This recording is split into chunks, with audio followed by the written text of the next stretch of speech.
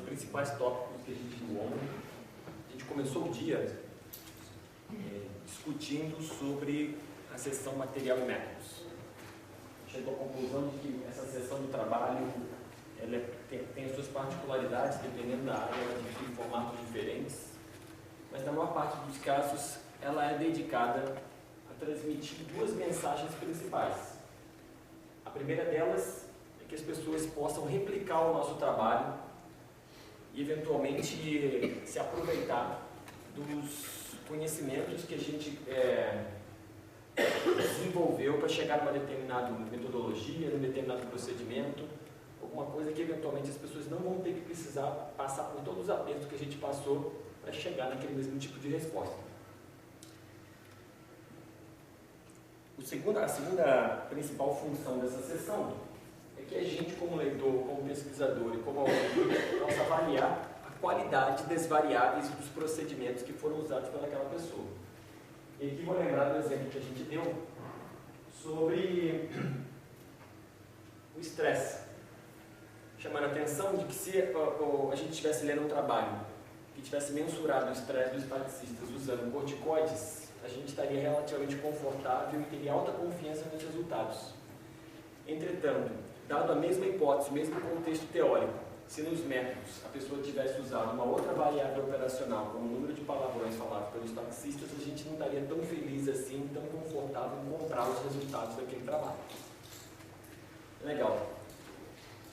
Logo na sequência, a gente falou sobre resultados. Na parte de resultados, a gente tem uma mensagem geral sobre o texto que era para ressaltar os resultados da nossa própria área, seja ele biológico, farmacológico, sociológico, seja lá o que for, e dar menos importância na parte escrita à estatística. A estatística serve como apoio para a gente dizer que uma coisa é maior, que é menor, que não tem diferença, mas ficar ressaltando a parte estatística do texto faz com que a gente dê demasiada atenção a uma ferramenta que está ali simplesmente para nos dar apoio ao que a gente está dizendo. Então, na maior parte das vezes, a gente deveria privilegiar no texto dar os valores numéricos, as médias, as medidas de variação, dizer para o leitor a magnitude do efeito é 2 vezes maior, é 2 vezes menor, é 50% maior. Magnitude do efeito é um recurso de redação que faz com que as pessoas lembrem mais facilmente do que a gente escreveu. Em relação a outra parte importante dos resultados, que são as figuras e tabelas, a gente recebeu uma série de dicas sobre como fazer um bom gráfico e como fazer uma boa tabela.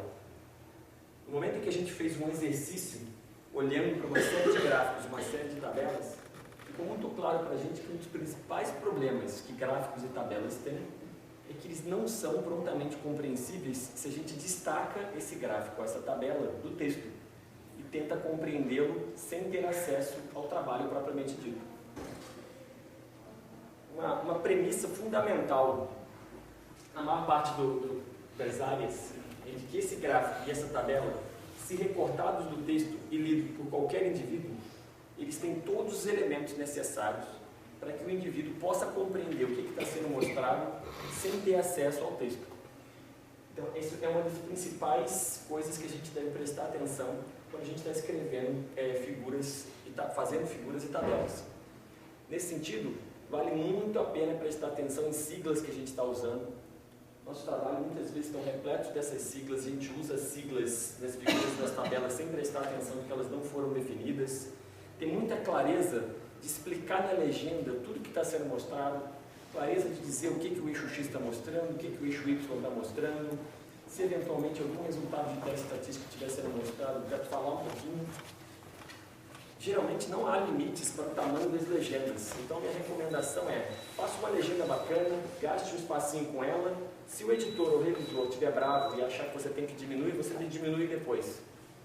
Nesse aspecto, novamente, como já disse em alguns momentos, talvez seja melhor pecar um pouquinho pelo excesso, dizendo demais, não muito, pecar um pouquinho pelo excesso e eventualmente você diminuir, do que você pecar pela falta e você ser acusado depois de ter feito figuras e tabelas que não são claras, que eventualmente pode comprometer a aceitação do seu trabalho. Na última parte da aula, na parte da tarde, a gente fala bastante sobre discussão. A discussão, sem dúvida nenhuma, é uma das partes mais difíceis do trabalho, porque ela demanda uma série de características fundamentais. Você precisa ter domínio da literatura, você precisa ter calma para pensar, você precisa saber exatamente todas as etapas do seu trabalho e poder articulá-la num contexto maior, seja no contexto metodológico ou no contexto teórico mais amplo. Eu dei algumas dicas sobre como estruturar essa discussão e ela, no geral, ela seria o contrário do que a gente viu na introdução. Se a introdução ia no contexto geral, até o específico que eram os nossos resultados, a ideia mais ou menos geral da discussão é fazer o oposto. É partir dos nossos resultados e ir para alguma coisa mais ampla. Então seria agora um triângulo com a base para baixo. Eu apresentei para vocês uma receita de como fazer essa estrutura nesse formato de triângulo. Em um primeiro parágrafo, dando um contexto geral, apresentando os resultados, dizendo se as hipóteses foram ou não foram corroboradas. E logo na sequência dos parágrafos, pegar cada um dos resultados e tentar expandir, falando sobre as implicações maiores do que a gente havia dito. Idealmente, a nossa discussão deveria terminar em um parágrafo no qual, em vez de sintetizar novamente tudo que a gente já disse, que a gente já fez em algum momento do manuscrito, a gente apresenta as implicações gerais, ou dá um apanhado, uma direção futura, fala alguma coisa que deixa uma mensagem ampla, geral, e que os nossos leitores vão ficar com aquilo na cabeça, terminem o nosso manuscrito com um gosto bom na boca, com uma memória boa na cabeça. Além disso, logo na sequência, eu apresentei dados numéricos referentes ao instituto no qual eu trabalho, nos 5 programas de pós-graduação, apontando que discussão de fato é a parte do trabalho, seja nas teses de mestrado ou nas de doutorado, que é pior avaliado pelas bancas. Logo na sequência eu levantei 3 hipóteses de por que isso acontece. A primeira hipótese de por que acontece era porque, na minha opinião e do meu coautor, Paulo Inácio Prado, era de que os pós-graduandos leem pouco. A segunda hipótese estava relacionada, a última hipótese na verdade era feedback, e a segunda hipótese qual que era? Não lembro.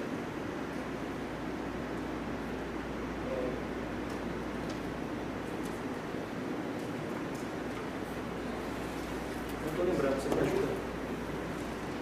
Acho que devia ter tomado outro expresso. Boa merda.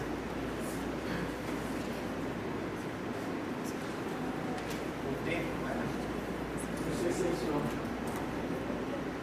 Cronograma? Deixar só 2 meses de discussão. Pode ser isso.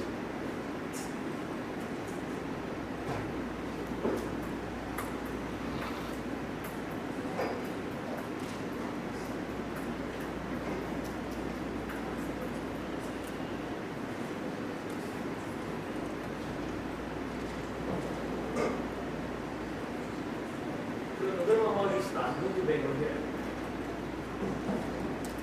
Cronograma mal ajustado, pouca leitura e menor feedback externo.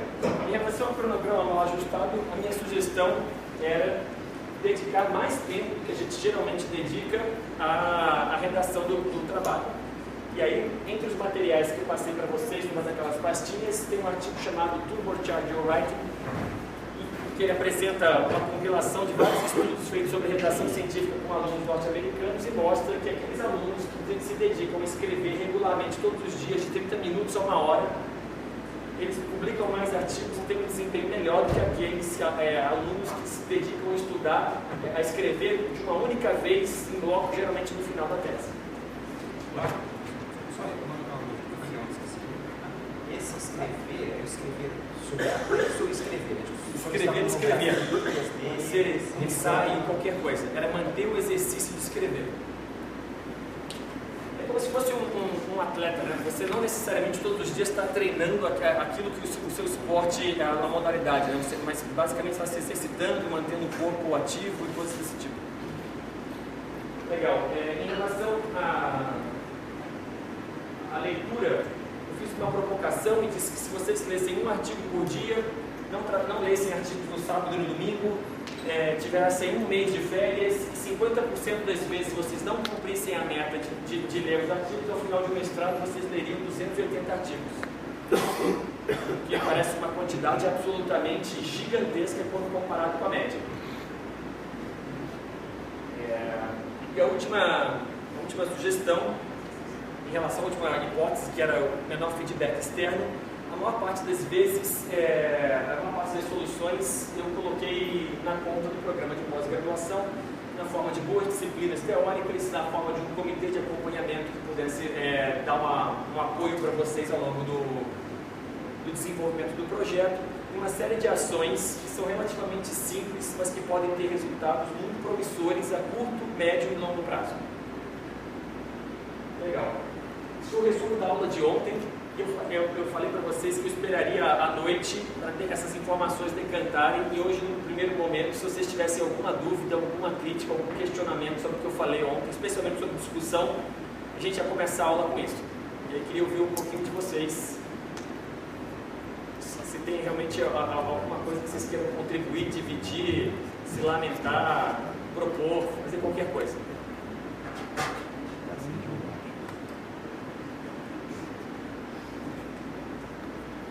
Diga lá.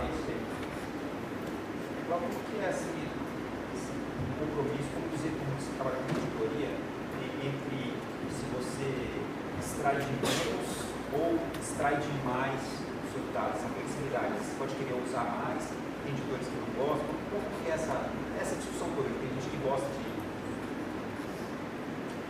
A pergunta do Rogério é uma pergunta super importante, que no mundo de hoje, muitas das revistas cobram que o seu trabalho tenha uma grande novidade, que tenha implicações muito amplas, ou que tenha uma contribuição diferente de qualquer coisa. Cada artigo agora precisa ocupar um nicho único de mercado, e os editores são particularmente histéricos com esse tipo de coisa. Eu, individualmente, apesar de estar numa revista e o editor da minha revista, o editor geral, compartilhar plenamente desse ponto de vista, eu devo confessar que do fundo do meu coração eu não me identifiquei absolutamente nada com isso. Parece que a gente entrou numa corrida para ver quem oferece o artigo mais esquisito, com os dados mais surpreendentes. Parece que a gente está sempre colecionando uma série de particularidades ou de casos únicos, exclusivos, em busca dessa tal novidade.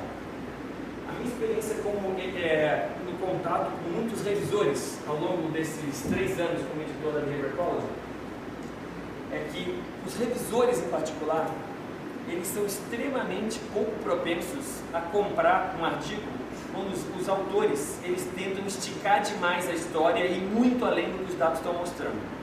Se por um lado, portanto, o editor da revista está sempre querendo uma super novidade, alguma super inovação, os revisores, que são as pessoas que estão avaliando a qualidade do manuscrito diretamente, eles não estão muito dispostos a comprar uma história que parece ser um castelo de cartas construído em cima de poucos dados. Então, mesmo que os editores queiram e foquem nesse tipo de trabalho, passar pelo crivo dos revisores pode até passar, mas você vai ter que caprichar muito na maneira como você está escrevendo. Eu já vi trabalhos ao longo desses 3 anos na revista, em que de fato o volume de informação não era maravilhoso, mas os experimentos eram bem feitos, os dados eram conclusivos e os autores eram extremamente articulados. Então eu acho que eles foram um pouquinho mais além de onde eles poderiam ir, mas eles foram de maneira suave, bem argumentado, ótimo. Por outro lado, eu já vi gente que tinha dados muito legais, muito mais fortes do que outros, mas realmente erraram a mão, foram para as estratosferas e os revisores deram uma machadada e cortaram dos caras imediatamente. Então, em última instância, eu acho que você tem que estar preocupado com quem vai ler o teu manuscrito, porque esses caras são os caras que são os responsáveis por dizer sim ou não, por dar recomendação para o editor associado. E esses caras não estão tão propensos assim a comprar grandes alucinações. E de menos. De menos é sempre um problema, porque eu diria que esse problema é infinitamente mais comum do que o primeiro. Na posição de editor, algumas vezes, eu lembro, vou olhar para as últimas 3 semanas, tudo bem? Eu lembro claramente de pelo menos 3 manuscritos que passaram pela minha mão para dar recomendação e que os revisores não falaram nada, mas eu lendo a discussão, Eu olhava para aquilo lá e falava assim, cara, a discussão está inteiramente focada no grupo taxonômico. Era um artigo de sapo, num dos casos só tinha referência de sapo. No outro era de besourinho, só tinha de besourinho. No outro era de drosófila, só tinha referência de drosófila. A referência estava fechada ali. Então, assim, discute de menos. Eu falei para os caras, ó, tá tudo bacana, beleza, mas enquanto vocês não botarem essa discussão num contexto mais amplo, mais geral, desculpa, vocês estão escrevendo uma discussão de métier e essa revista aqui é uma revista mais ampla. Eu não estou pedindo alucinação, mas você tem que dizer qual que é a implicação desse resultado para além do organismo que você está estudando. Então, eu lembro muito claramente, isso parece ser bem mais comum do que o pessoal alucinar e tentar abraçar o mundo com as pernas. Tem um balanço. Onde ele está, não sei te dizer. A minha questão era sobre a discussão que você fez sobre o enfrentamento da melhoria da discussão, né?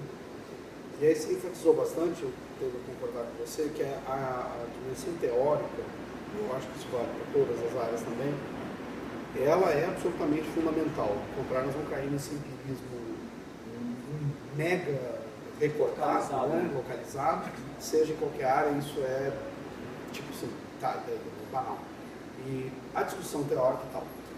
Alguns programas de mestrado fazem a opção de colocar, para tentar enfrentar isso, as disciplinas teóricas como obrigatórias.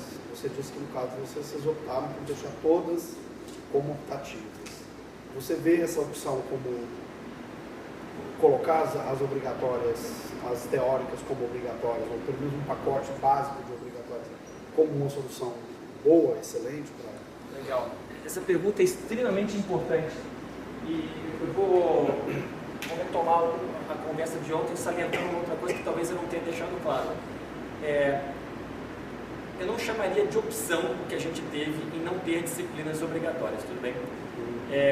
O que aconteceu foi, a gente não consegue chegar no âmbito da nossa pós-graduação a um consenso do que seria o pacote mínimo necessário para a formação de um mestre na área de ecologia dentro do nosso programa de pós-graduação. Como eu brinquei, o conjunto de interseção entre as disciplinas obrigatórias ele é nulo, ele está vazio. Então, geraria um conflito entre o corpo docente do nosso programa, que é relativamente grande, tem mais de 30 docentes. Geraria um conflito e uma discussão tão acalorada que provavelmente não levaria a nada.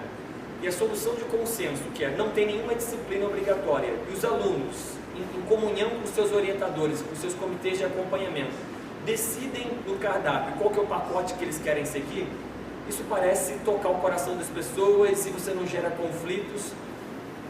Isso é a decisão que eu acho mais bacana? Definitivamente não. Eu tenho um artigo publicado na Revista Brasileira de Pós-Graduação com vários colegas de outras instituições do Brasil, no qual eu defendo a ideia de disciplinas obrigatórias e um pacote mínimo de formação. Mas, nesse caso em particular, é preciso que haja um consenso e que todos os meus colegas dentro do âmbito da pós-graduação estejam de acordo com esse pacote mínimo. Então, eu vou te dizer que isso depende muito da realidade local. Se no seu programa de pós-graduação existe um consenso muito claro sobre quais são essas disciplinas e, de fato, existe massa crítica para oferecer disciplinas de qualidade, porque, convenhamos, a emenda das disciplinas são todas maravilhosas. Na prática, nem sempre a maravilha escrita na emenda se concretiza.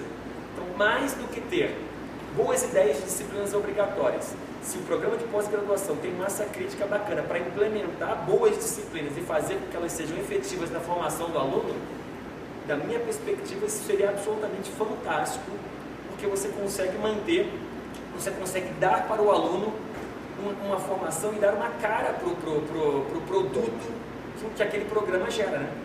Em última instância, tem muitas pessoas que não gostam de olhar para isso, mas a nossa função é criar, montar um profissional, forjar um cientista, ou seja lá a área de atuação dele. E para mim seria absolutamente sensacional se os egressos daquele programa tivessem uma cara. Ou seja, todos os egressos desse programa dominam tal assunto, são pessoas articuladas, é como se a gente estivesse colocando um selo de qualidade nos profissionais que a gente joga no mercado. Agora, uma vez que você não tem um conjunto básico de disciplinas, é como se você tivesse uma linha de produção em que cada produto está passando por um processo diferente e você não é capaz de colocar um selo de qualidade igual para todo mundo que está saindo do outro lado. existem alguns alunos do nosso programa de pós-graduação que terminam sem fazer nenhuma matéria de estatística, sem fazer nenhuma matéria de delineamento, sem fazer nenhuma matéria teórica. Eles ficaram o tempo inteiro fazendo matériazinhas de métier oferecidas pelo orientador, pelo co-orientador e coisinhas de escopo muito restrito. Eu chancelo esse tipo de formação? Eu sou obrigado agora porque não tem disciplinas obrigatórias, mas se tivesse, esse tipo de distorção não aconteceria. Estava conversando com o Rogério esses dias, infelizmente isso parece ser uma realidade coletiva. Os programas de pós-graduação deveriam ser uma agremiação de pessoas com interesses comuns, mas aparentemente o que acontece é que ela é uma república federativa de laboratórios, cada um com interesses absolutamente diferentes uns dos outros. E manter essa moçada caminhando junto é basicamente igual arrebanhar gato. É impossível. Você consegue tocar boi, esse tipo de coisa, mas é impossível tocar um bando de gato. Cada um querendo ir para um canto, cada um querendo fazer o que quer, a hora que quer, do jeito que quer. Então é bem difícil manejar esse tipo de coisa. Então, a realidade da pós-graduação no Brasil, na minha perspectiva, é o que a gente gostaria contrastado com o que é possível. Outra pergunta, mas é uma curiosidade só. Você teve nesse seu cálculo sobre o número de artigos, no caso da ecologia, você fez um cálculo de quanto tempo um aluno gasta para ler um artigo? Na área de ecologia, os artigos eles têm alguma coisa aí, na média, por volta de 10 páginas. Não são muito longos, tudo bem? Eu sei que em área de humanas, alguns deles podem ter 40, 50, 60, o que levaria os alunos a gastar mais de um dia para ler um artigo. Mas suponha então que eles gastassem 2 e esse número fosse pela metade. Ainda assim seriam 140 artigos. Eu volto a dizer que eu não conheço nenhum aluno de pós-graduação, de mestrado, que tenha lido tal quantidade de artigos. Então, eu fui provocado pelos alunos na primeira vez que eu apresentei isso, né? E eu fui dizendo, então tudo bem, a gente pode botar um quarto desse número aqui, e aí a gente vai dividir 280 por 4 e vai chegar num número de 70. Quem leu 70 artigos do mestrado? Aí levanta a mão assim. A gente pode ser muito permissivo em relação a esse número, e ainda assim a gente está anos-luz da realidade do que acontece. Um outro professor que já esteve aqui antes, quando o Ney esteve aqui? Em 2012, alguns anos atrás, um professor da Universidade Estadual de Maringá, no Paraná, chamado Sidney Magela, ele é ecólogo também, a gente convidou ele para dar uma palestra inaugural no início do semestre letivo da pós-graduação. E aí ele fez essa pergunta, né, assim, quantos artigos os alunos de pós-graduação do nosso programa liam por semana? E era 1. Isso significa, eu estou propondo as pessoas lerem em 5 dias, lerem 2. Eles estão contando sábado, domingo que ele estava contando, os alunos estavam lendo 1 na média. Então, assim, esse dado que foi extraído diretamente dos alunos mostra que a gente está sempre trabalhando numa quantidade de artigos muito inferior ao que a gente deveria ter. Está fazendo. E assim, o acesso à informação é muito mais fácil agora, né? Você pode ler artigo no seu celular, vindo para o trabalho, se você estiver vindo de ônibus, assim, é tudo muito simples. Você nem paga por isso. Eu não sou tão velho assim, mas quando eu comecei a fazer pós-graduação, o que acontecia é que às segundas-feiras chegavam os periódicos físicos em papel na biblioteca. A biblioteca abria às 8 horas, porque os bibliotecários estavam colocando os periódicos em exposição. A porta abria, na segunda-feira eu deixava a manhã inteira reservada para isso lá, eu ia, pegava o papel, olhava revista por revista, e se eu me interessasse por algum artigo, eu tinha que xerocar. Como não tinha onde cair morto, eu ficava, não, isso aqui é legal, mas eu não vou xerocar agora, e aí eu ficava pegando só aqueles que eram fundamentais, xerocava, e ia lendo aquele negócio no papel, e hoje eu tenho guardado até hoje uma pilha gigantesca de artigos xerocados. Então era tudo muito mais complicado, caro. Atualmente é muito fácil, então a leitura deveria ser muito mais fácil de acontecer agora. Acho que ontem, um dos problemas da discussão é aquela discussão tipo fofoca. Sim. Agora, no entanto, a minha experiência vai mostrar o seguinte, um grupo grande de revistas prefere esse tipo de discussão. Pode ser. E aqui, na minha opinião, é a mais fácil, uma espécie de soma de resenha, né? Fulano de si, ciclano de si, não entendo, é isso aí. Eu já vi colegas meus, e eu também já passei por isso, de ter artigos recusados justamente com o seguinte argumento, né? a discussão está interessante, porém faltam referências. Tá? E o faltar referência é isso, você colocar o fulano foi ciclano, fulano de ciclano, Minha perspectiva sobre isso é, eu já te passei por dificuldades parecidas e existe uma solução de meio termo que parece ser bacana. Quando você pega o seu trabalho e compara com outros, se fica nessa comparação pura e simplesmente de ser isso aqui, o fulaninho a fofoca, como o Volpato caracteriza, eu acho que a sua discussão fica muito pobre. Mas nada te impede de pegar essas referências, se apoderar delas, comparar com o seu trabalho, mas daí tirar conclusões maiores a partir do que você está encontrando. Então é uma solução de compromisso no sentido de você está usando as referências, está protegendo o seu flanco desse tipo de crítica, mas não está caindo na fofoca propriamente dito, e está se aproveitando do conhecimento que foi gerado para gerar uma perspectiva maior.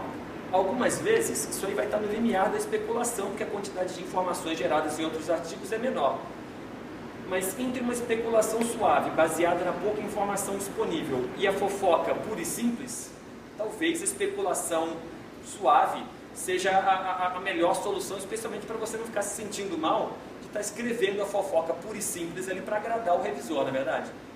Então, no meu caso em particular, eu lembro que era uma área de conhecimento relativamente pouco estudada, tudo isso, eu tinha 5 ou 6 trabalhos, eu me aproveitei desses 5 ou 6 trabalhos, agreguei a informação que eu tinha, e eu criei uma proposição. Aparentemente as coisas estão caminhando nessa direção, mas mais estudos são necessários. E aí eu terminei o dia sem aquela sensação de que eu tinha escrito uma discussão fofoca. É a melhor dica que eu posso te dar. Eu vou sair daqui com a impressão de que os alunos de pós-graduação da Unifol não falam. Vocês precisam me dar um incentivo dizendo que você está falando é a maior abobrinha do mundo, eu não me sinto identificado com nada do que você está falando. Flor. Sou aluna. Eu estou perguntando. Essas dicas que eu tenho visto é tudo que quem está fazendo pós, doutorado, eu estou fazendo TCC. Elas se aplicam.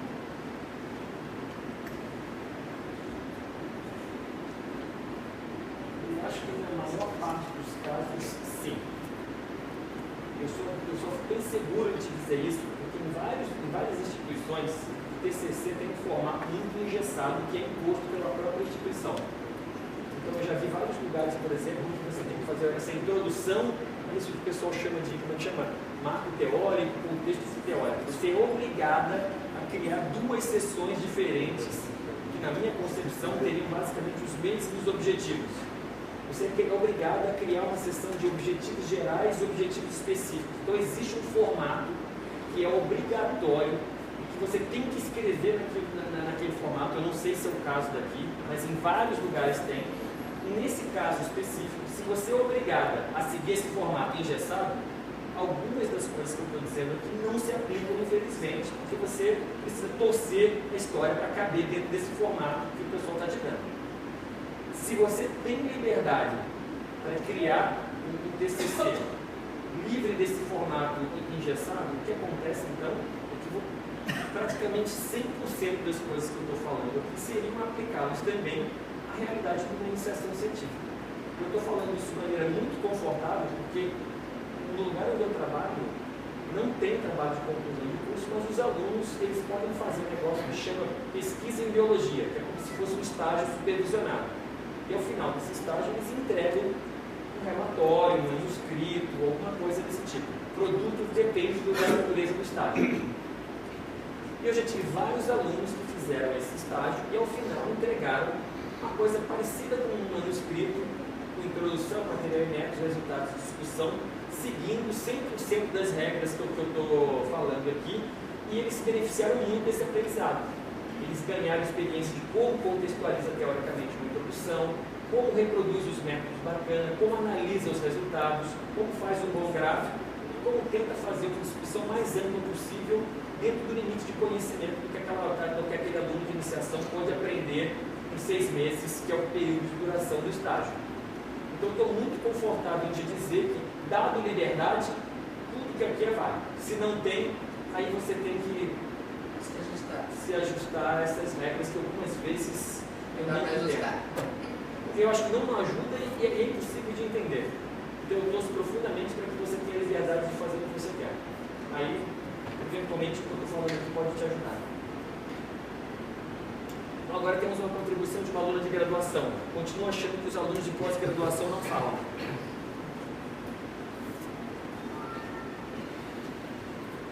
Eu não sou tão bravo assim, falo. Não sou tão assustador. Eu sou feio, mas assustador não.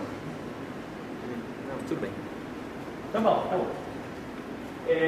A gente vai dar continuidade ao curso hoje falando sobre uma seção que geralmente os cursos de redação não devotam muita atenção a ela, que são as referências. E eu vou aproveitar as referências para falar sobre algumas coisas novas e reiterar algumas coisas que eu já disse antes. Eu acho que essa reiteração é importante para que a mensagem fique sendo martelada na nossa cabeça o tempo inteiro. Bom, como a conversa que a gente estava tendo aqui agora sobre discussão, sobre uso de referências, basicamente foi um preâmbulo para o que eu estou apresentando aqui agora. Muitas vezes os revisores podem reclamar de que seu trabalho tem pouca referência, seja na introdução, seja na discussão. E algumas vezes, essa falta de referência, eu não estou dizendo sempre, mas algumas vezes essa falta de referência ela pode resultar em falta de contextualização teórica, porque teoria sempre existe.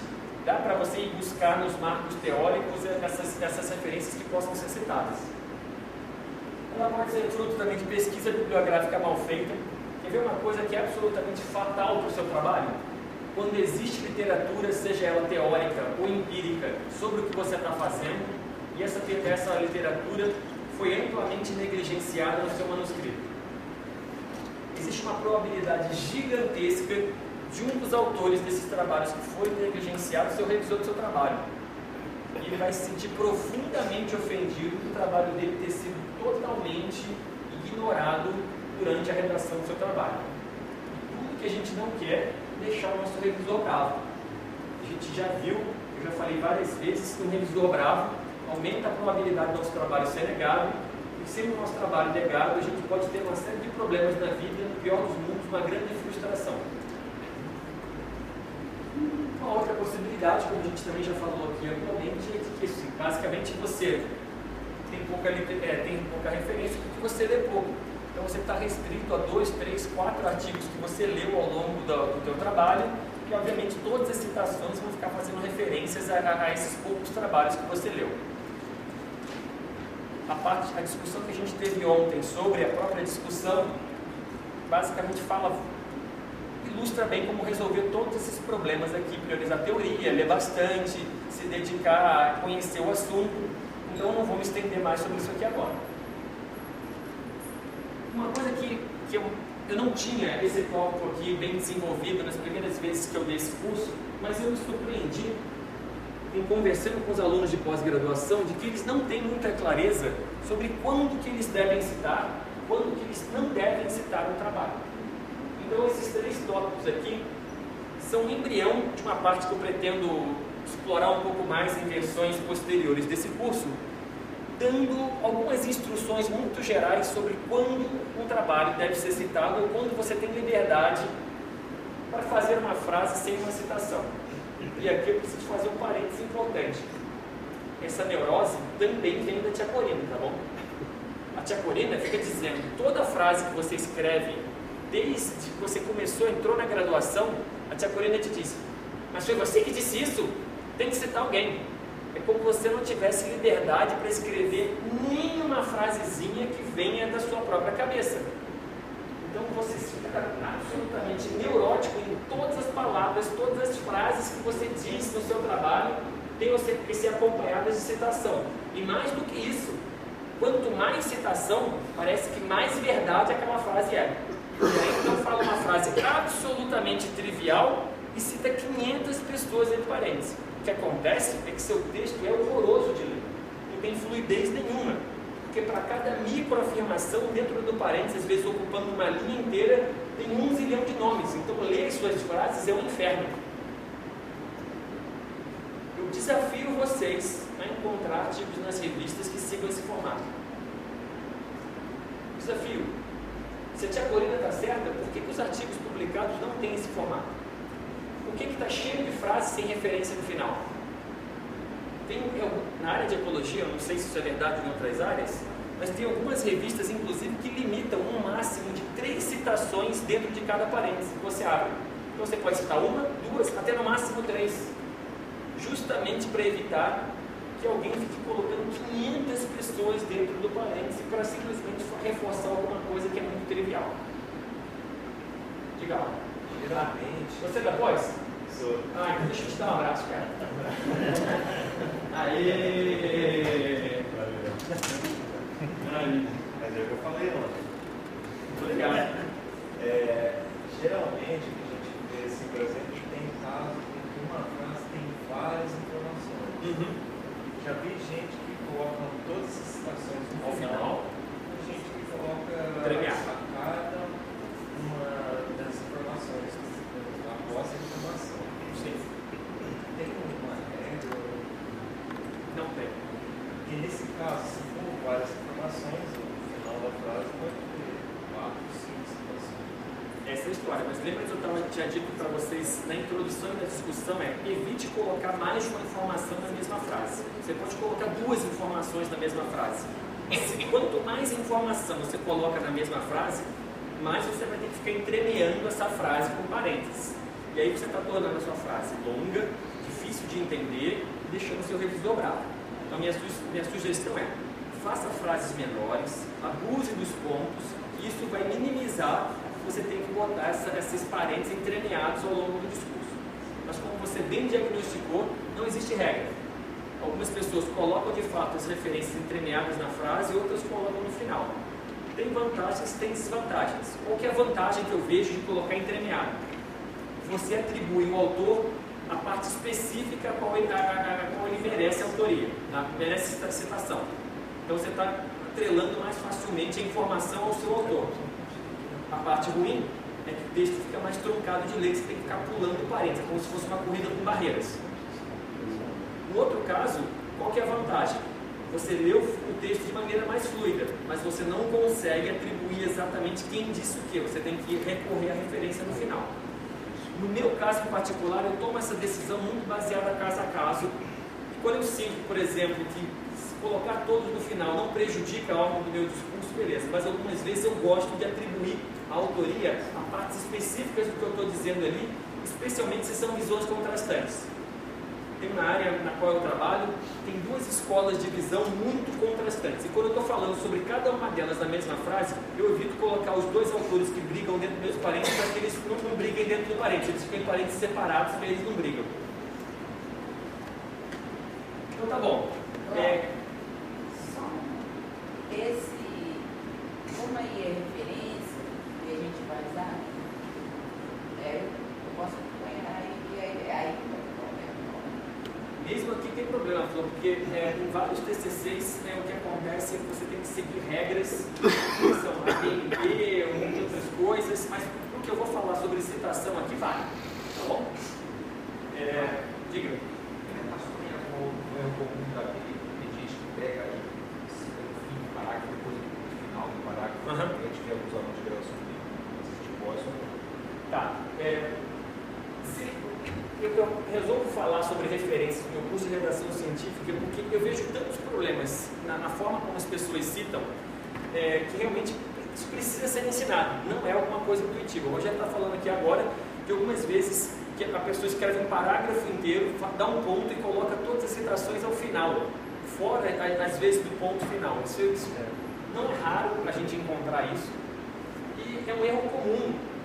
É como se a pessoa estivesse ao final daquele parágrafo citando todas as pessoas que foram mencionadas ali ao longo daquele parágrafo.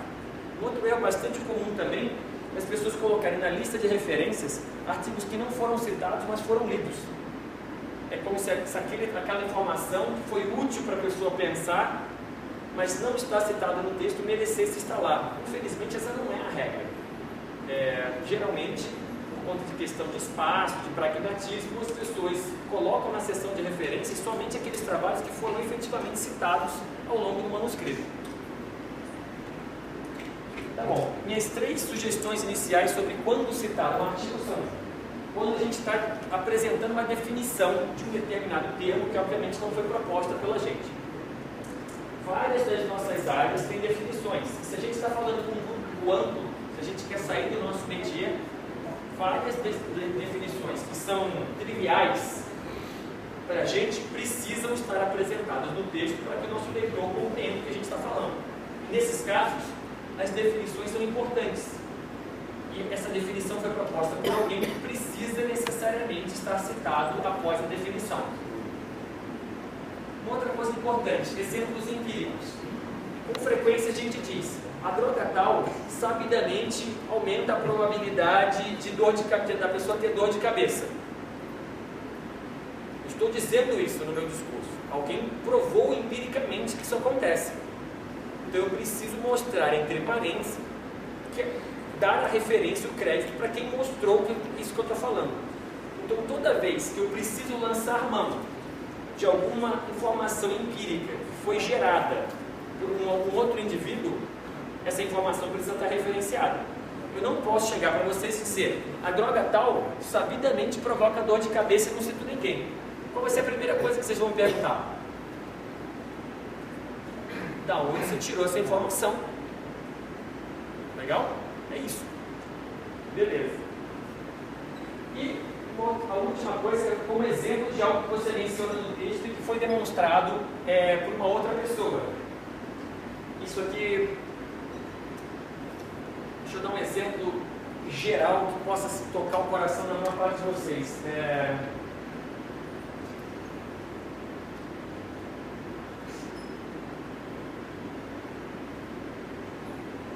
Aqui eu não estou me referindo necessariamente a alguma coisa empírica, mas... Desculpa, eu vou ter que jogar isso de novo para a área de biologia para ficar mais fácil.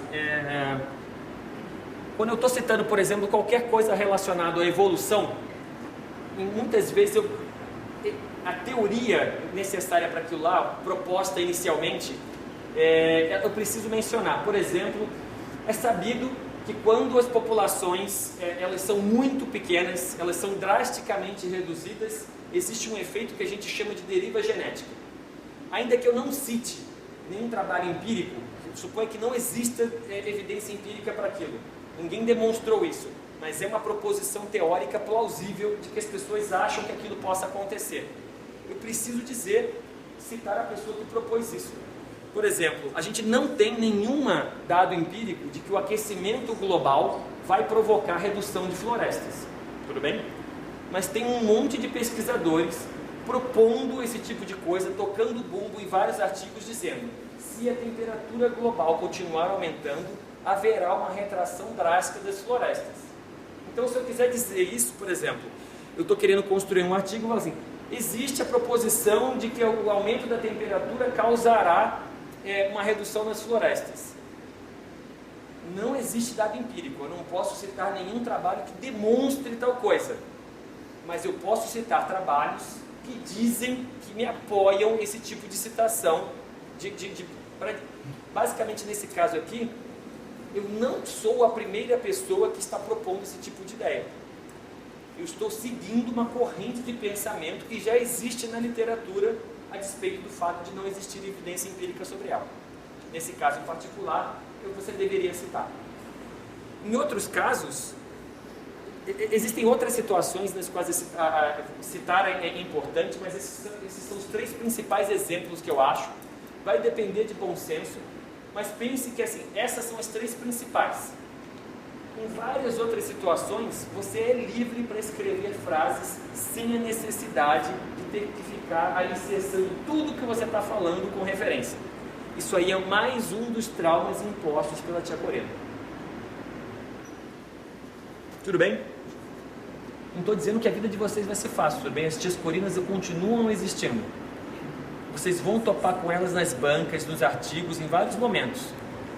E o que é importante é que vocês, da próxima vez, especialmente se vocês sentirem que a tia Corina é bacana e tem liberdade de argumentação, em vez de abaixar a cabeça e falar sim, senhora, é tentar argumentar e dizer: puxa, tia Corina, eu acho que as coisas não necessariamente precisam ser assim. Essa frase aqui é uma construção da minha cabeça, eu não acho que precisa alicerçar tudo o que está dizendo.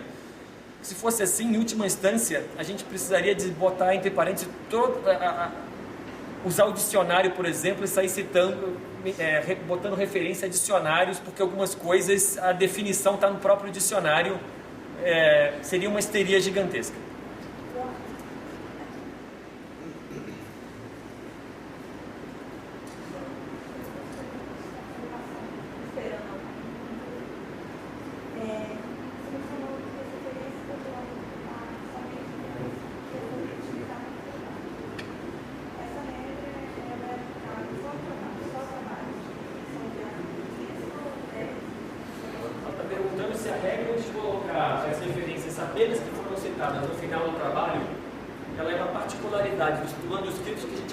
Submeter para as revistas ou para as teses, ou se é uma regra geral.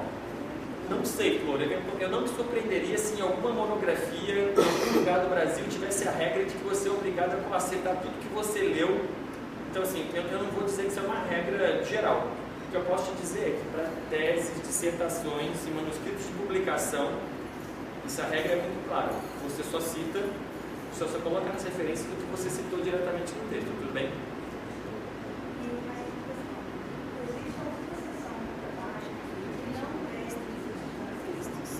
Deve ser usado o quê? Quais seções do trabalho que não devem ter citações? Legal. Não tem regra geral para esse tipo de coisa, tudo bem? Nenhuma revista, até onde eu conheço, pelo menos na área de oncologia, te diz você é proibido de citar coisas nessa seção do trabalho. O que eu posso te dizer com toda a tranquilidade do mundo eu nunca vi na vida citação no resumo. O resumo é uma parte do trabalho desprovido de citações, é uma síntese da história sem citações. Eu não me surpreenderia se um dia eu achasse tal coisa, mas eu nunca vi. E, no geral, os resultados, muitas das vezes, especialmente se ele não for resultado de discussão, na maior parte das vezes ele não tem referências. Eu já vi nesse caso, elas eram justificáveis e está tranquilo, mas é muito raro. Lugares onde as referências são particularmente comuns, introdução e discussão, obviamente, porque você está no contexto teórico. E também no método, porque você está citando procedimentos estatísticos, está justificando o uso de variáveis, você está botando, eventualmente, fazendo referência a um outro procedimento que foi desenvolvido por um outro sujeito ou num outro trabalho. Então, aqui também tem referências. Então, geralmente, as sessões com pouca densidade de referências resumo e resultado. Diga lá. O que concerne, por exemplo, citações no livro estrangeiro, no corpo do texto? Essa citação, ela permanece na língua original ou é traduzida? Como que é? Porque eu já vi diversas, às vezes tem a tradução do autor, às vezes ele joga isso no rodapé. Como que fica essa? Tem uma regra para isso? Eu suspeito que não exista regra, você tem que olhar as regras da revista. O nome da pessoa, efetivamente, não é traduzido claramente. Sim, mas, por exemplo, eu estou citando lá um texto em dinamarquês, inglês, alemão, não sei. Essa citação, por ser ipsis literis, ela tem que manter o original? Na área de humanas é muito comum que essas citações ipsis literis, entre aspas, estejam embutidas dentro do texto. Eu realmente não sei te dizer se você precisa traduzir ou manter literal. Eu suspeito fortemente que isso dependa da revista para qual você está mandando, e aí eu realmente, como eu não tenho experiência nessa área, eu vou pedir ajuda de quem já passou por isso. A regra da BNT manda fazer o ipsis literis, ou seja, você tem que transcrever exatamente como está no original, inclusive com os erros gráficos, tudo. Mesmo, botando SIC se for cheio. Só que é isso que você falou, as revistas têm as suas normas próprias e elas, a maioria exige que você apresente a tradução no rodapé ou faça a tradução dentro do texto mesmo. A vantagem de você a maioria recomenda que literalmente você faça longas citações. A vantagem de você apresentar literalmente, eventualmente com uma tradução, é que assim, se eu sei ler dinamarquês, por exemplo, eu posso ter acesso ao original e eventualmente entender o que está escrito ali e posso até inclusive discordar da maneira como você traduziu uma determinada palavra ou alguma coisa e dizer, eu não concordo com a interpretação. Você pode seguir por um caminho, depois daquela citação, que é enviesado pela maneira como você traduziu um determinado termo naquela frase. Então, nesse caso em particular, eu entendo que as revistas têm regras, mas a vantagem de você colocar o original e a sua tradução embaixo é que isso me permite entender qual é a leitura que você fez sobre aquilo lá. É muito mais legal, muito mais rico.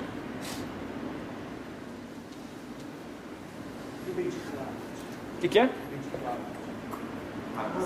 Tem um recurso que chama APUD, é que você não lê o original, mas você lê um trabalho que cita aquele trabalho que você menciona ali, que é também conhecido como citação secundária, coisas desse tipo. Citação secundária é o tipo da coisa que acontece com muito mais frequência do que a gente vê o tal do APUD. As pessoas citam um artigo que foi citado em outro lugar sem ler efetivamente o original. E esse tipo de coisa é extremamente comum, apesar de não ser desejável.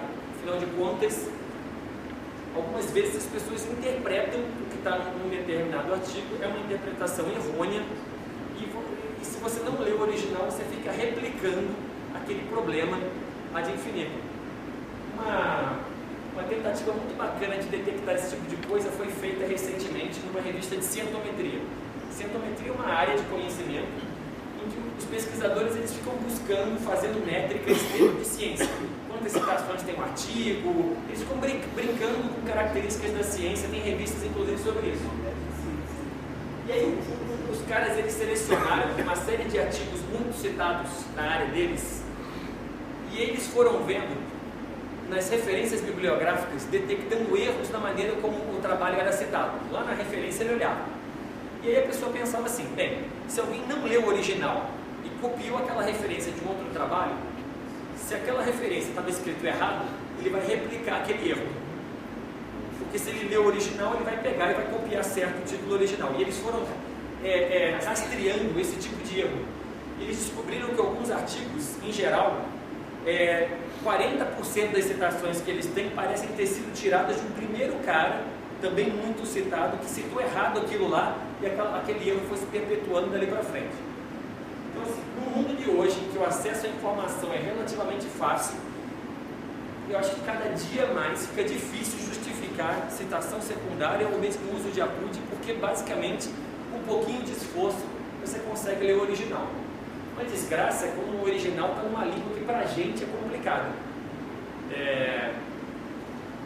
Eu já tive vários desses problemas, já tive que traduzir artigos em russo, artigo em japonês, artigo em chinês, artigo em esloveno. É bem complicado, mas eu sempre consegui, com algum tipo de ajuda, usando contatos no exterior. Obviamente não pedi para que a pessoa traduza o texto inteiro, que seria muito a folga da minha parte, mas eu parecia que aquela informação que eu estava interessado estava num trechinho em particular, e eu pedi ajuda e eu conseguia. E atualmente também com o uso de tradutores da internet, eles ainda têm uma série de problemas. Eles são muito melhores do que quando eles apareceram inicialmente, mas eles ajudam um pouco você ter uma ideia em concessão do trabalho, você deve procurar a informação que você está querendo. Então sempre que você puder recorrer à fonte original, é melhor, porque senão começa a acontecer aquela história do telefone sem fio. A mensagem começa de um jeito, vai passando pelo ouvido de todo mundo, e quando ela chega no ouvido do último, ela já está completamente deturpada.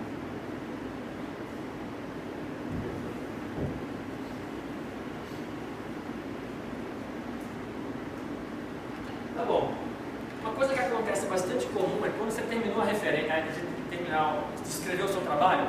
Lembra que a gente estava falando ontem sobre a discussão. A discussão é a última coisa que você escreve, você já correndo, porque o teu prazo está acabando. Mas tem algo que você escreve depois da discussão, que são suas referências. E nessa hora, você está correndo, faltam 5 minutos para o seu prazo acabar, e o coordenador da pós está batendo já na sua porta lá, você está estressado fazendo as referências. Obviamente, então a quantidade de besteiras que vocês fazem na formatação das referências é absurda. E aí eu não coloco só nos alunos de pós-graduação. Basicamente, eu nunca vi uma seção de referências de qualquer lugar de manuscrito, qualquer coisa que não tenha pelo menos um erro. É extremamente comum. Basicamente, aqui a regra é muito simples. A revista tem um conjunto de regras de formatação. Você precisa pegar esse conjunto de regras de formatação, aplicar as referências que você usou indo passo a passo. Pode ser ABNT, pode ser qualquer outro tipo de formato. Demanda paciência, é chato, mas desculpa, tem que fazer. Algumas revistas são suficientemente chatas a ponto de, se as referências não estão no formato, ou se o artigo no geral não está no formato exigido pela revista, não vai para a revisora, ele volta para você com uma mensagem: coloque no formato, na hora que tiver no formato a gente submete. E nessa brincadeira pode ficar indo e voltando, indo e voltando, indo e voltando várias vezes, e você está perdendo tempo com isso. Então vale a pena gastar um tempinho, botar o artigo no formato para evitar esse tipo de coisa. O seu artigo não vai ser rejeitado por não estar no formato, mas eventualmente as referências estarem completamente desformatadas diz alguma coisa sobre o seu comprometimento em relação à redação daquele trabalho.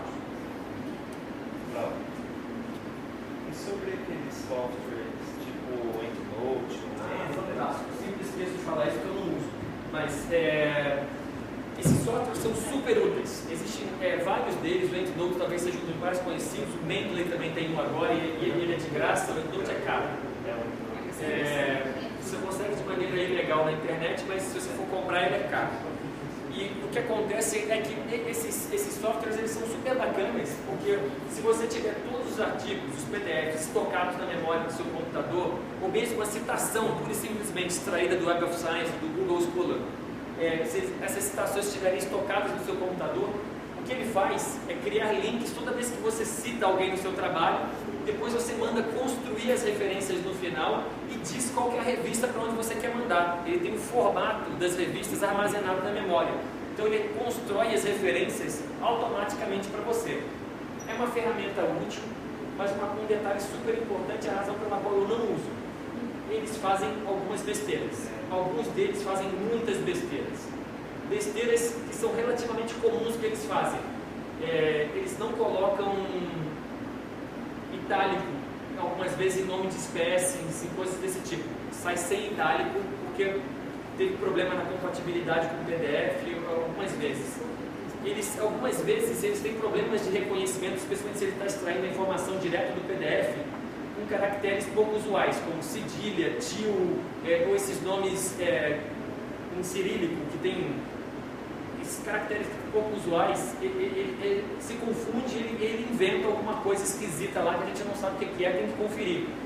E algumas vezes você tem estocado no seu computador o PDF da versão Online First, que ainda não tem paginação.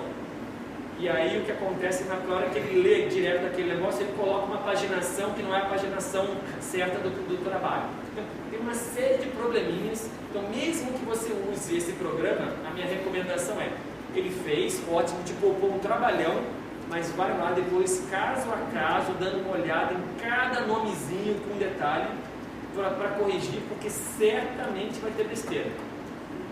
Várias vezes quando eu estou em banca de tese, eu leio isso aqui porque eu tenho toque, aí eu vou lá para corrigir as referências e eu falo assim: eu encontrei vários erros nas referências. Aí o aluno me responde: mas eu usei o EndNote. Aí você acha que o EndNote não erra? Então presta atenção, mas vale a pena usar assim porque é bom para ter.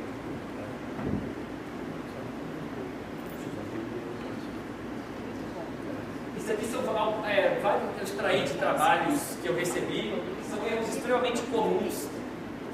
Gente, não há margem para criatividade, tem regrinha para tudo. Por exemplo, as iniciais do nome da pessoa, elas podem ser juntas e pode ter pontinho. Então se é junto aqui, ela tem que ser mantida junta do outro lado. Não pode ser uma hora junto, outra hora separada. Tem 1 zilhão de detalhezinhos. Precisa ser muito atento. Algumas pessoas esquecem: eu não vi a página desse capítulo de livro, depois eu vejo, aí coloca um xizinho ali para depois ver a página. Se esquece, e na hora que vai submeter o artigo para a revista, vai para aquela coisa ridícula ali, que são os xizinhos que ela esqueceu de conferir depois.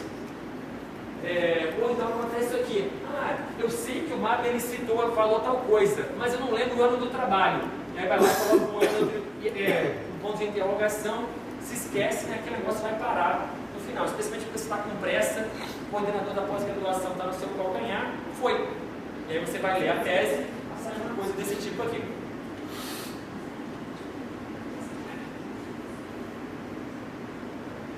Então, a dica toda, como eu disse, não há margem para a criatividade. Consulte as regras. Aqui a gente está fazendo serviço de papagaio. É replicar, copiar, fazer de maneira absolutamente idêntica a um determinado formato. E é um trabalho chato, eu não estou dizendo que é prazeroso, dá um trabalhinho, você vai perder aí 1, 2, dependendo, 2 horas, dependendo da quantidade de referências que você tiver, mas fazer isso bonitinho, caprichar nesse tipo de coisa, diz muito sobre o seu empenho na qualidade do trabalho que você está fazendo.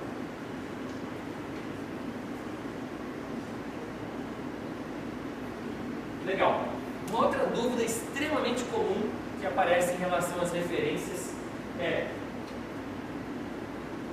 você tem muita informação sobre um determinado assunto. Como que eu seleciono o que eu vou citar e o que eu não vou citar? Isso é uma outra questão extremamente comum. E então eu criei esse slide aqui para ajudar a gente com alguns artifícios que nos permitem selecionar referências de uma maneira que eu considero mais bacana do que o procedimento padrão usado, pelo menos em ecologia. Em ecologia, o que os caras fazem? Pega qual que é o artigo mais citado e coloca ele ali dentro. Bem, ele pode ser muito citado, inclusive, porque ele é muito criticado. Então, a quantidade de citações não necessariamente reflete a qualidade daquele trabalho. E se você não leu aquele trabalho e vai citar simplesmente porque ele é o mais citado, desculpa, você não está fazendo um serviço muito direito. Então, esse conjunto de dicas aqui está direcionado a criar alternativas de boas citações quando tem muita informação disponível. Eu vou apresentar 5 recursos. O primeiro deles é aquele recurso ali, E.G, que significa que você vai colocar entre parênteses exemplos. Ou seja, você está informando para o seu leitor. Provavelmente existe muita literatura sobre esse assunto e o que eu estou colocando dentro desse parêntese são exemplos que eu selecionei. Você não precisa justificar por que você colocou aquelas 2 referências ou aquelas 3 referências, mas você está informando para o seu leitor que aquilo ali é um exemplo dentro de um mar de literatura muito grande. Como que você escolhe os 2 exemplos que você vai colocar ali dentro? Isso aí é um critério pessoal, cada um tem o seu critério. O meu critério é, eu coloco os 2 artigos que para mim apresentam as evidências mais contundentes, têm os experimentos mais bem feitos, as discussões melhores contextualizadas, em última instância, os 2 trabalhos que eu acho que são os melhores naquela área, independentemente do número de citações. Pode calhar que um deles seja de fato mais citado, mas isso não é o meu critério que vai balizar a minha escolha. E algumas vezes existe informação, e aqui é uma coisa comum na área de biologia, existe informação para sapo, existe informação para lagarto, para mamífero, por exemplo. E de novo, em vez de eu citar todo mundo misturado ali dentro, eu cito separando por grupo. Então, no caso ali, sapos, eu cito o nome do fulano, lagarto, eu cito outro nome, e mamíferos, eu cito outro nome. Eu poderia não botar o grupo taxonômico ali, o grande grupo, mas isso, ao colocar o grupo, eu estou dizendo que aquilo ali é uma coisa muito geral. Poderia, em vez de grupo taxonômico, ele poderia ser Brasil, Colômbia e Paraguai. Países, por exemplo, para dizer que as informações vêm de países diferentes para dar um ar de generalidade do que a gente está falando. Outro recurso super bacana é esse aqui, ó. Revisão nesse determinado trabalho, desde que seja um trabalho recente, obviamente. Trabalhos de revisão são comumente publicados em várias áreas. Por ser um trabalho de revisão, eles sintetizam quase todo o conhecimento que a gente tem sobre um determinado assunto, desde que aquele assunto começou até os dias atuais. Geralmente são trabalhos extensos, com uma quantidade muito grande de citações. A vantagem que você tem, então, em citar uma revisão é que no momento em que você fala, veja a revisão em fulano, ou revisão em fulaninho, a pessoa que quiser saber mais sobre aquele assunto sabe que vai encontrar várias referências ali e toda a contextualização teórica ali. Basicamente, isso aqui te dá liberdade. Ao citar a revisão, não tem que citar 1 milhão de pessoas que já estão citadas na revisão. Mas, novamente, chama atenção. Para fazer isso, é absolutamente crucial que você tenha lido a tal da revisão. Que você esteja seguro que os artigos que você gostaria de citar, de fato, estão mencionados nessa revisão aqui. mas revisões são muito úteis nesse sentido. E essa é a razão pela qual elas são muito citadas, porque elas sintetizam muita informação. Uma outra possibilidade é um trabalho relativamente recente, que não é uma revisão, mas ele faz um apanhado bacana da literatura, ou seja, cita quase todos os trabalhos pertinentes naquela área. Um recurso que você pode usar é ver referências do fulano de tal ali. Isso significa que, em vez de ficar citando 1 milhão de pessoas, você cita o fulano e pede para ver. Se você está interessado em referências adicionais, por favor, procure o fulano, porque você vai encontrar lá. Novamente, isso aqui não é o caso de uma revisão, é um trabalho empírico, recente, mas que faz um apanhado bacana da literatura e acaba citando muitos artigos que você gostaria de citar. Isso aí poupa muita referência que você precisa citar dentro de parênteses, você cita uma pessoa só. Um último recurso que você pode usar é o seguinte: muitas das vezes existe evidência empírica apoiando uma determinada coisa. Por exemplo, homens em geral são maiores, têm estatura maior do que as mulheres. Ótimo, aí você pode citar 2 ou 3 pessoas ou revisão de fulano de tal.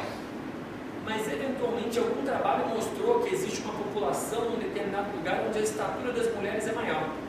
E aí, nesse caso, você pode dizer, mas veja o fulano em tal lugar, para dizer que existe evidência empírica contrária àquela informação geral sobre a qual você está falando. Isso é bem comum e tem a ver com aquela história do viés de confirmação sobre a qual a gente falou. No geral, a gente cita sempre aquelas pessoas que confirmam o que a gente está dizendo. Mas é muito bacana também quando a gente é honesto para dizer que existe evidência teórica ou empírica contra aquilo que a gente está dizendo. Isso mostra que a nossa revisão foi bem feita. Suponha, por exemplo, que o fulano citado ali, o artigo que eu mandei caia na mão dele como revisor. Se eu ignoro completamente a evidência contrária que ele havia proposto, esse cara pode ficar muito bravo. Mas é que eu estou dizendo, acontece isso, mas o fulaninho de tal mostra que não. Então mostra que você fez uma revisão bacana, você está por dentro da literatura e que você prestigiou, você está ciente de que existe evidência contrária àquilo. Será que existe mais algum? Vocês têm alguma outra dúvida adicional sobre como citar coisas entre parênteses? Como eu disse, parece alguma coisa trivial, mas sempre aparece alguma dúvida e eventualmente vocês têm alguma dúvida que eu não falei aqui, que não está contemplada. Boa parte dessas coisas que eu estou colocando aqui vem de dúvidas que eu recebo durante a aula e depois eu vou acrescentando nas versões seguintes. Só para esse comentário, você acha que seria preferível que a maior parte das revistas gosta assim, as pessoas indicam que se faça assim, e que não se faça assim indireta? Fulano de tal, Darwin explicou essa seleção natural, tal. A questão do Rogério, na área de biologia, pelo menos na área de ecologia, existe uma questão de estilo, e eu vou colocar isso realmente como estilo, não é um erro efetivamente, em que as pessoas gostam, pelo menos o modo anglo-saxão de redação, gosta que o discurso ele dê prioridade à informação e não ao sujeito que gerou essa informação. Então, ao invés de dizer Darwin demonstrou, bororó, Darwin propôs tal coisa, a seleção natural, bororó, diz o que acontece, o Darwin vai entre parênteses. Isso é uma questão de estilo muito marcante na nossa área e se você manda um trabalho dando muita prioridade aos indivíduos, é muito comum que o editor ou o revisor peça para você colocar o nome da pessoa entre parênteses e priorizar a informação. Eu não estou muito seguro que essa questão de estilo seja comum em outras áreas. Por exemplo, na área de humanas, quando eu li a tese da minha irmã, ela estava absolutamente repleta de menções diretas aos indivíduos. Eu perguntei para ela se isso era comum e aparentemente a regra de estilo deles é o contrário da nossa. Assim. Como foi o fulano que propôs aquilo, é importante dar crédito ao que ele está dizendo. Então, geralmente, quando eu estou falando para uma audiência muito ampla, eu acabo não mencionando esse tipo de coisa que parece ser uma idiosincrasia dos biólogos/ecólogos. Mas aí vocês precisam estar cientes do que parece ser a questão de estilo comum na área de vocês. Estejam cientes disso para justamente evitar o que não é o estilo desejado. Se na área de vocês as pessoas gostam que o nome esteja entre parênteses, não dê muito crédito à pessoa ao longo da frase. Mas se na área de vocês é importante dar crédito à pessoa que teve a ideia na frase, então vocês façam isso. Procurem saber. Eu realmente não tenho ideia e tenho certeza absoluta que isso não é uma questão de estilo geral. O que mais? Eu acho que esse é o nosso último slide de referências. Ah não, temos um último, acalorado.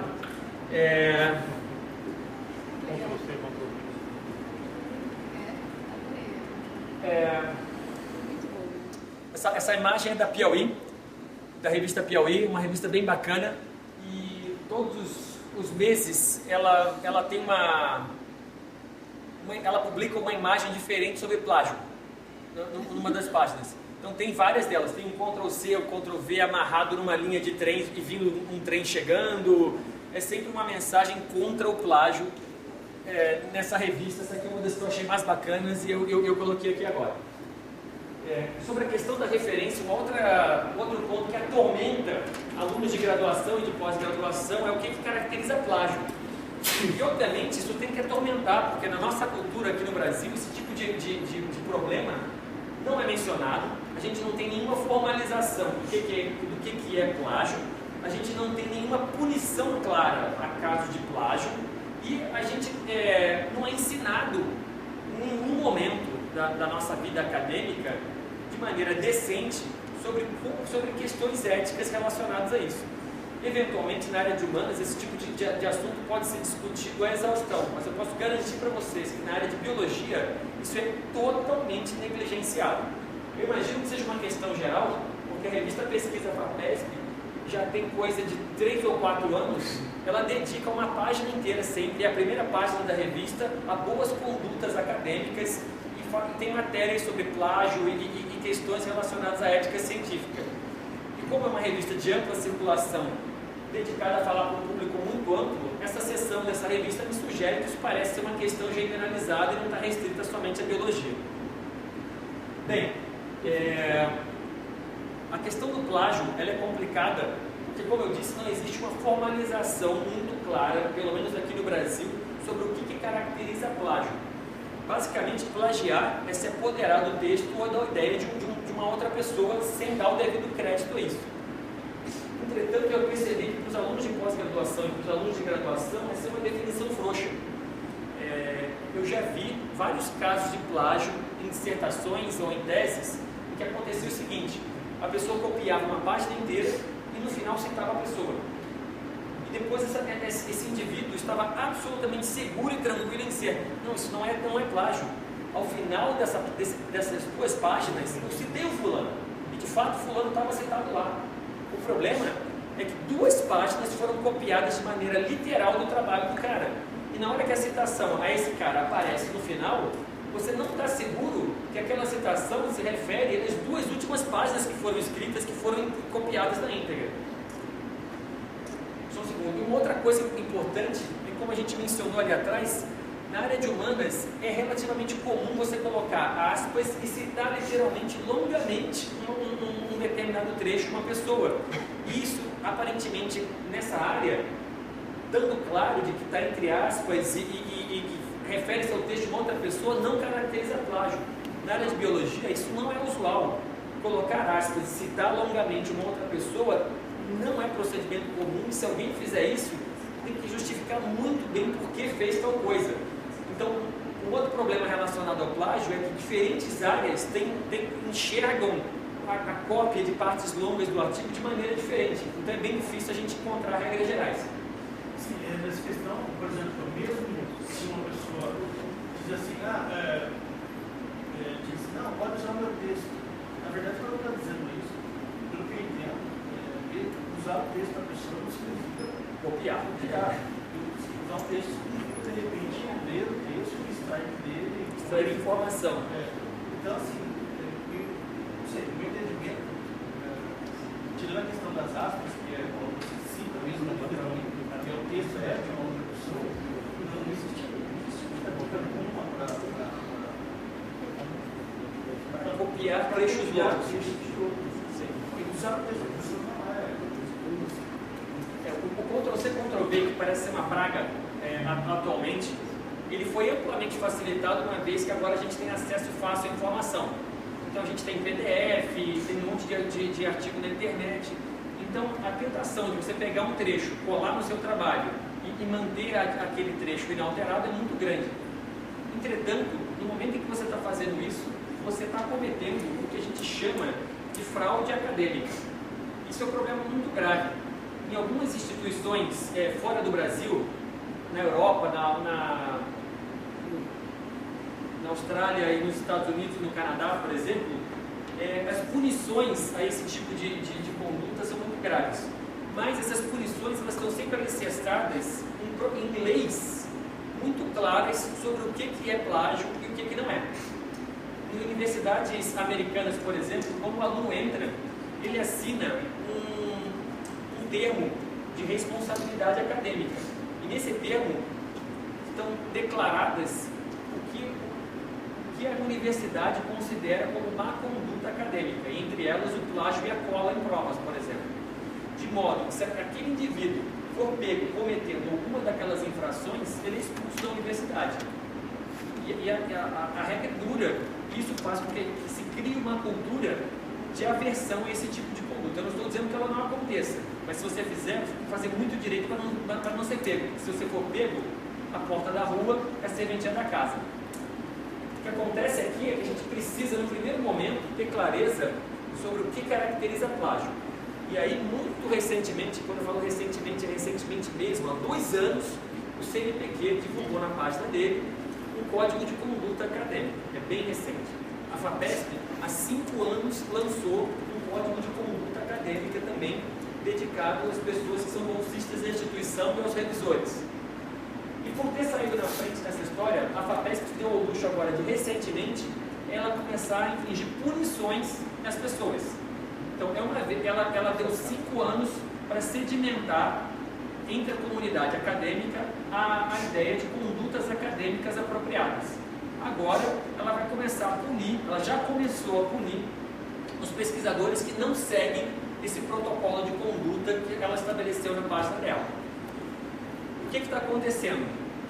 Pesquisadores, seja eles alunos de iniciação científica, mestrado, doutorado, pós-doc, profissionais estabelecidos, que são pegos em casos de plágio, de acordo com o manual definido pela FAPESP, eles têm punições, eles ficam de 6 meses até 3 anos sem a possibilidade de pedir bolsas ou financiamentos da FAPESP. Além disso, outros tipos de má conduta, como forjar dado, se apropriar de dados de outras pessoas, roubar ideias, esse tipo de coisa também tem punições muito graves e ela já começou a executar essas punições. Tem coisa de 6 meses ou 1 ano, saiu na Folha ou no Estado de São Paulo, não lembro ao certo, a lista dos primeiros pesquisadores, e aí pesquisadores entendidos, como eu disse, desde estudantes até pesquisadores já empregados, que foram punidos com o tipo de fraude acadêmica cometido por cada uma dessas pessoas. E quando foi publicado, o processo já havia tramitado, as pessoas já tinham recorrido, já tinham tentado demonstrar sua inocência, e foi demonstrado que elas não eram, e todas elas então tinha lá a justificativa e o tempo que elas iam ficar sem receber bolsa da FAPESP. Isso é um recurso que pode parecer radical em alguns casos, mas é uma das principais passos que a gente pode dar para tentar corrigir um problema que está se tornando basicamente universal. Eu não sei nas áreas que vocês atuam, mas eu não lembro, sinceramente não lembro, das minhas últimas 15 bancas de não ter detectado pelo menos um caso pequeno de plágio nos textos que eu estava lendo. Então, assim, é um problema absolutamente generalizado e que precisa ser detido não só com punições, como é o caso da FAPESP, mas, acima de tudo, com educação dentro do âmbito das universidades. Os alunos precisam ser ensinados do que é isso, qual é a gravidade disso e como não cometer isso. Basicamente, é aquela ideia de que um texto ou alguma coisa de uma outra pessoa é uma propriedade intelectual de uma outra pessoa e você não tem o direito de copiar aquilo literalmente. Essa é a ideia básica.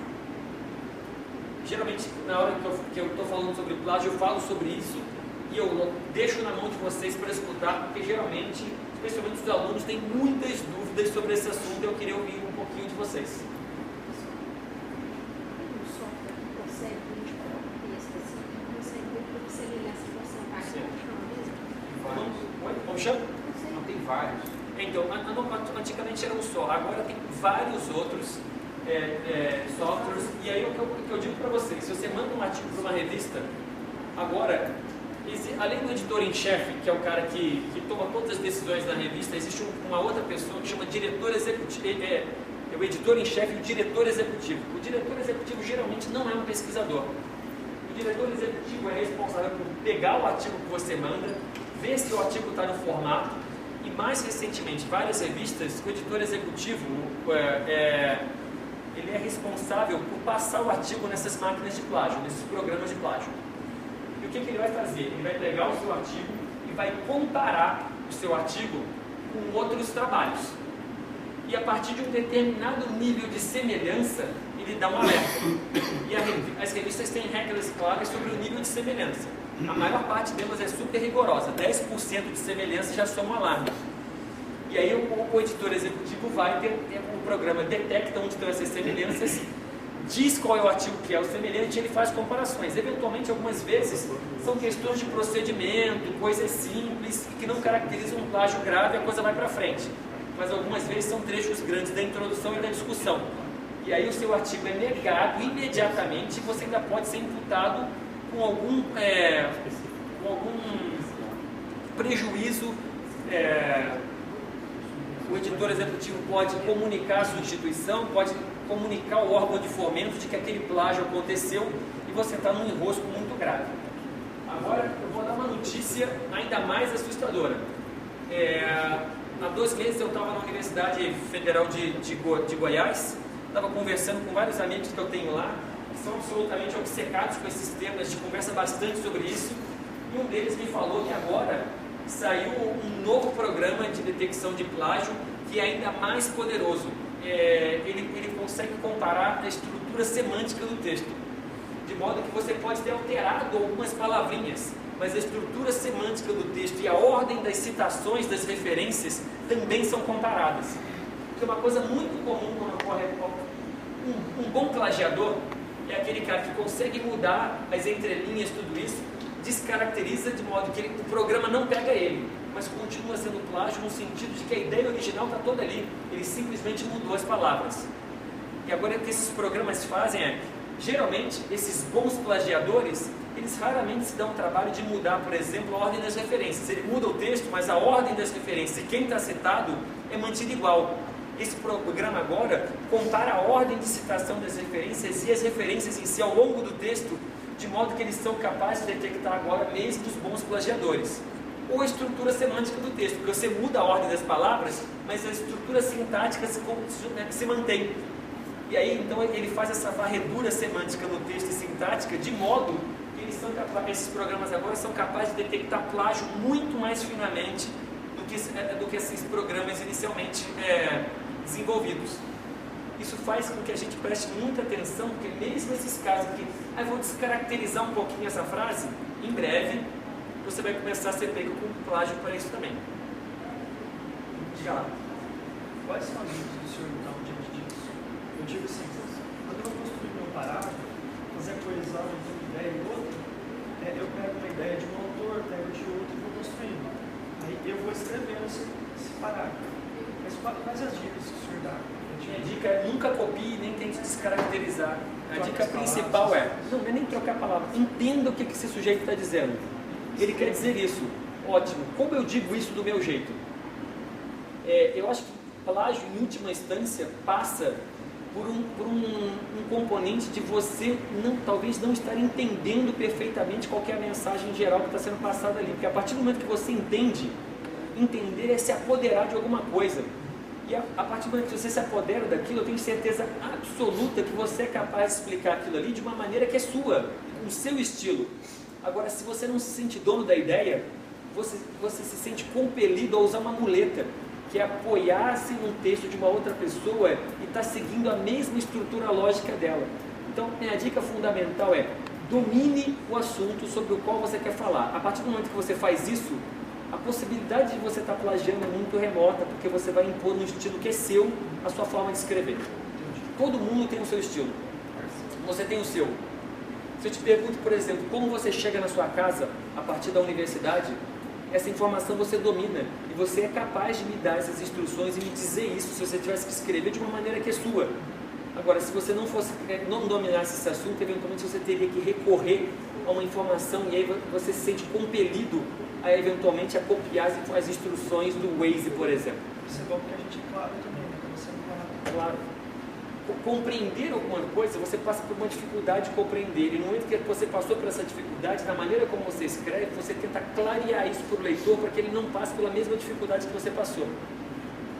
Alguém tinha levantado a mão lá? Tem um caso de autoplágio também, né?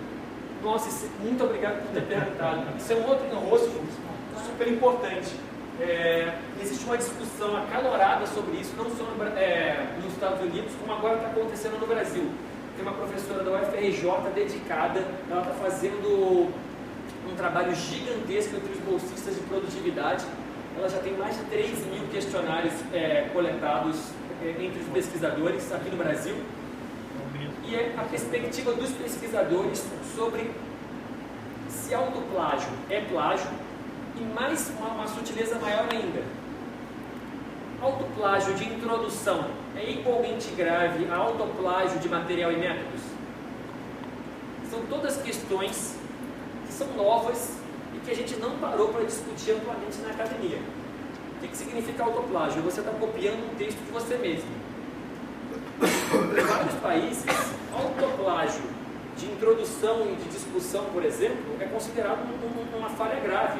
Porque basicamente você está pegando a mesma ideia que você já desenvolveu no artigo e copiando literalmente em outro lugar. A mesma coisa em relação à discussão. Só que as pessoas enxergam com muito menos gravidade, por exemplo, se você tem um autoplágio numa parte do método. Um procedimento padrão comum no seu laboratório que várias vezes você usou em diferentes trabalhos.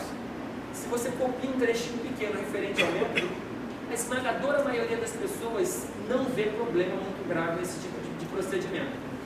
Então, além do autoplágio ser uma questão polêmica em si, dependendo da parte do trabalho que está sendo autoplagiada, existe uma discussão em torno disso. A minha perspectiva individual, isso é minha, é que assim, plagiar introdução, plagiar discussão ou plagiar resultado, para mim caracteriza autoplagiar, caracteriza falha grave. Para mim você está fazendo ciência do tipo salame, você está recortando alguma coisa e replicando isso em muitos lugares. Agora, plagiar pequenos trechos de método que são muito similares, para mim é uma falha menor e eu não estaria muito encanado. Eu tento não fazer isso, mas eu acho que eu já escrevi de tantas maneiras diferentes que agora já devo estar gerando algum tipo de redundância em algumas partes.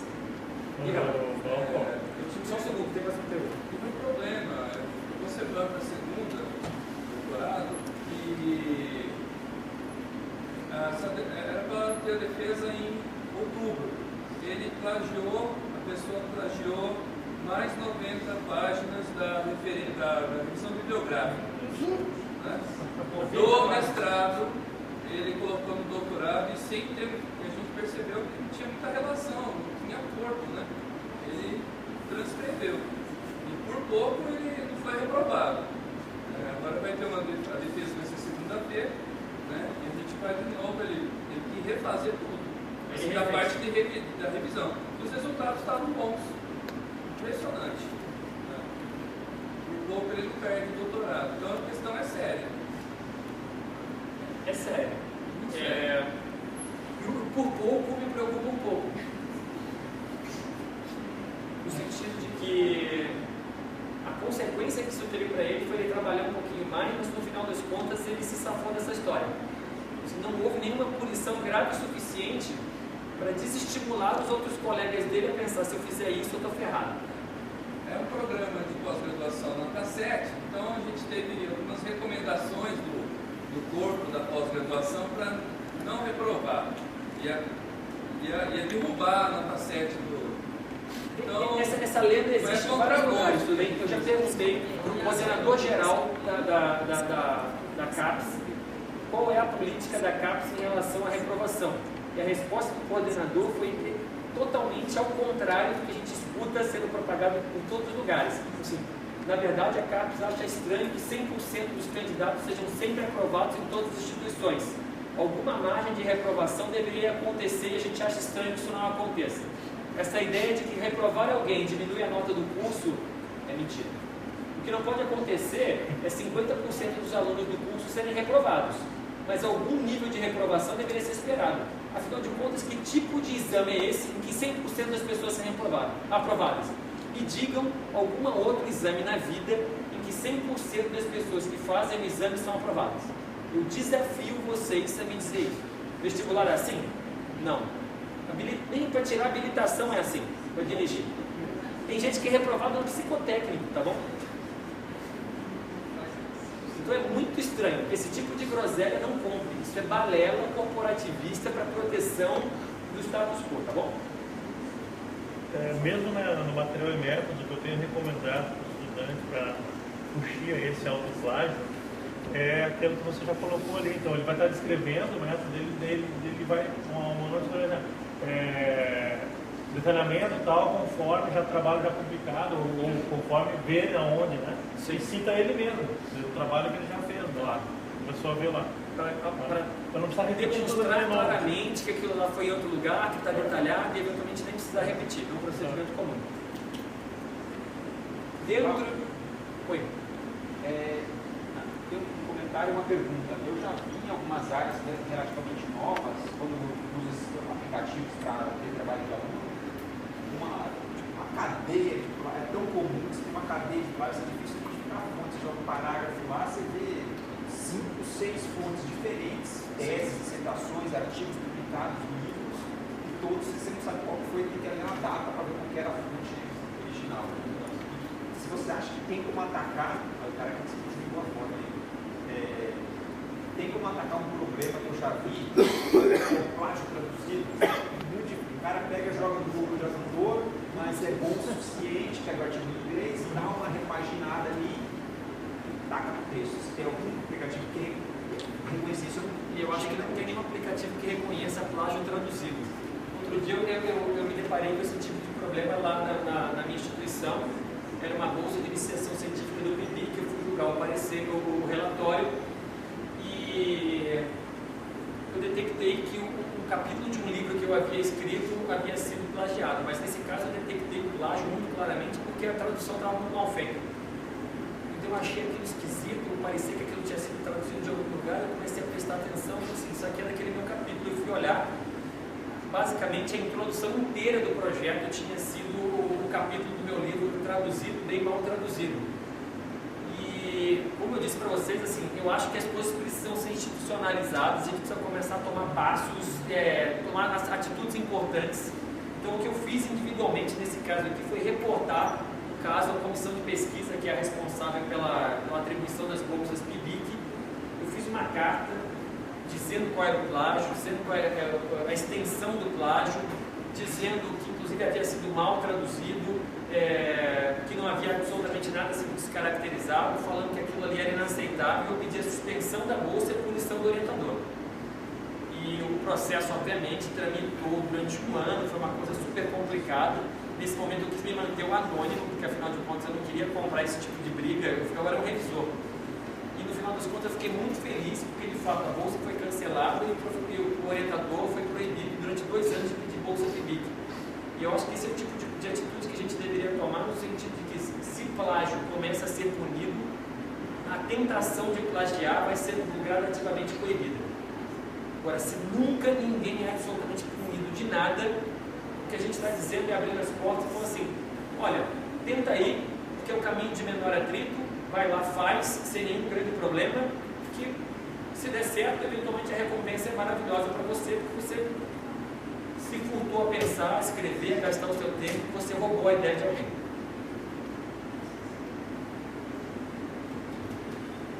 Maravilha, são 10 para as 10, a gente dá um intervalinho de 20 minutos e volta às 10h10.